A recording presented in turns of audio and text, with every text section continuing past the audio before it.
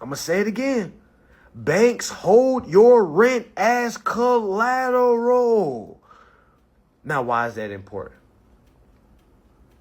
Because once you learn how to control the collateral that you gave, you don't need to use principal. Well, you don't need to use your personal income anymore. It's really not that hard, family. The hardest part is reading and comprehending what's going on. All right. Because one thing I've noticed on this journey, myself as well, and other people, they read this stuff and they always fall back on what they know. And that is the worst thing you can do. All right. Reading something that says the banks are the borrowers, but still saying, man, I don't know what it's saying. You know, let me just go on back to. All right. I know a lot of times I talk about workers, but did y'all know a worker is no different from somebody that is a business owner? I was a business owner. All right. I did not know nothing about security interests. So a business owner that does not collect security interest is no different from a worker, because that business owner, keep in mind, how many of us say I'm self-employed? Think about it. Self-employed means you're still employed. You see what I'm saying? Because if I go to Walmart's owners and I say, hey, I'm self-employed, do you think I'm like, okay, little guy, or okay, little woman?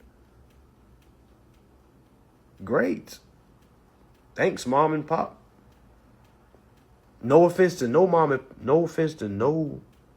pop shops. I'm just talking real to y'all right now. All right? Because when the step from worker is business owner, all right? But there's levels to business owner. You got entrepreneur, self-employed. What happens when you start to get employees? You start to become a corporation. Okay? So again, it's not really great running around saying I'm self-employed. That's great to the middle class workers. And I'm just being honest with y'all. It sounds great to those that don't know business. But you go to some investors and say, hey, I'm self-employed. That don't really sound that good. Now they're going to ask, well, how much money do you bring in? Y'all ever watch Shark Tank? You learn a lot from Shark Tank. Watch Shark Tank when they ask them, hey, how much money do you take home for yourself? Think about if somebody asks you that and somebody wanted to invest in you, they start asking you all these questions. All right. Well, how much did you take on? Well, how much was your loss? How much your profits and your loss? And some of y'all don't know how. Like, I'm self-employed. I mean, I am a business owner. Who cares? You know, everybody's supposed to be a business owner. We all have government names. We're all business owners.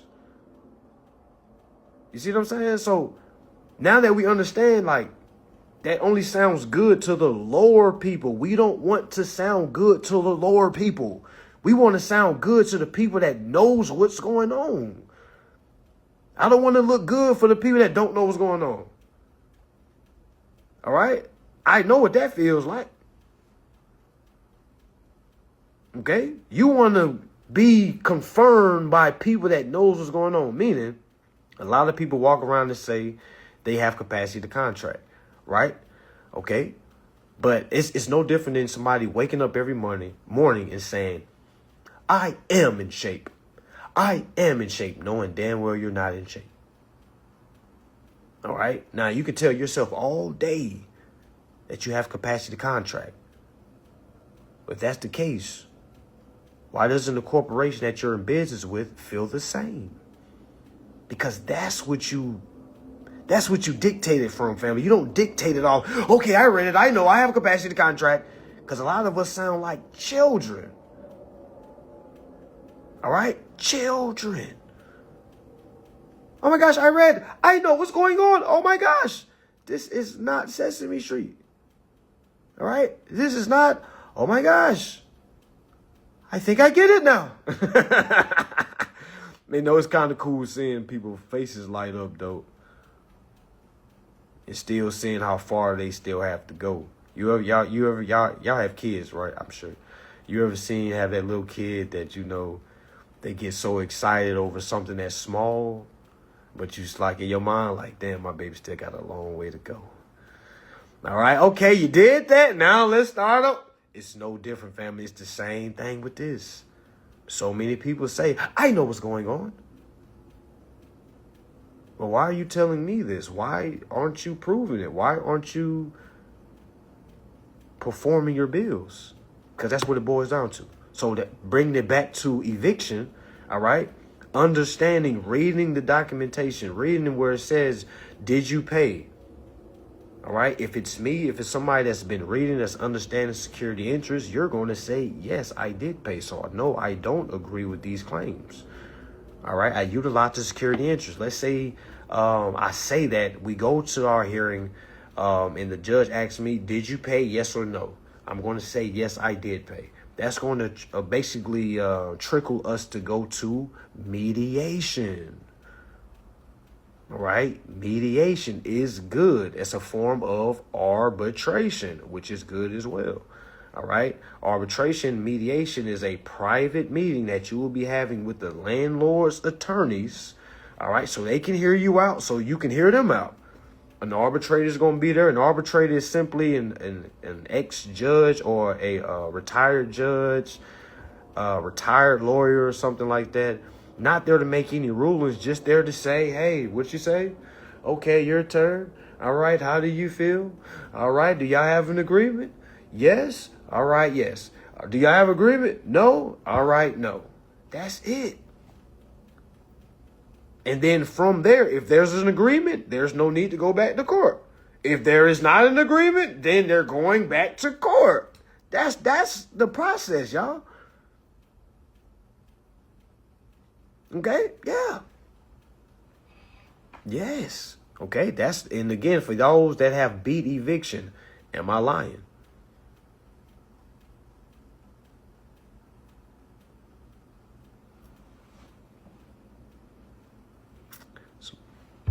Am I lying?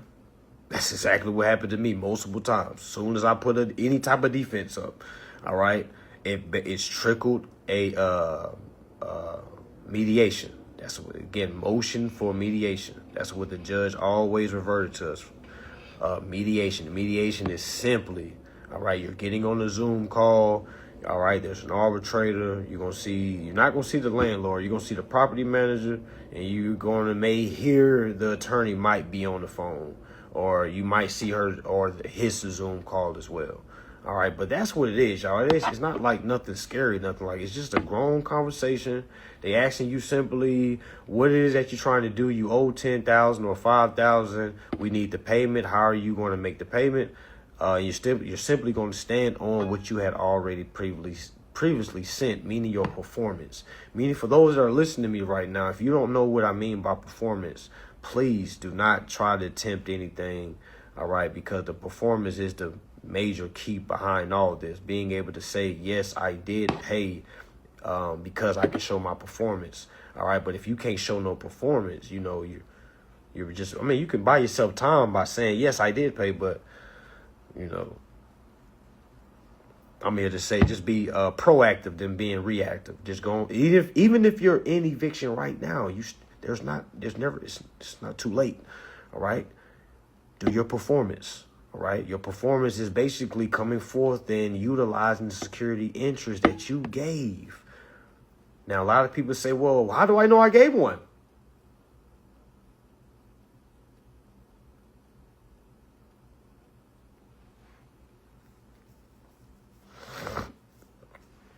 How do I know I gave one? Y'all see how far behind we are? So again, a lot of us do not know what the security interest is. Imagine being a little kid and giving out $100 bills. Imagine you see a lemonade stand, $2. You go, oh my God, somebody give me some lemonade. You hand them a damn $100 bill because you don't know math. You don't know that they owe you something. They supposed to give you change. But you just going around giving $100 bills out. That's what's going on.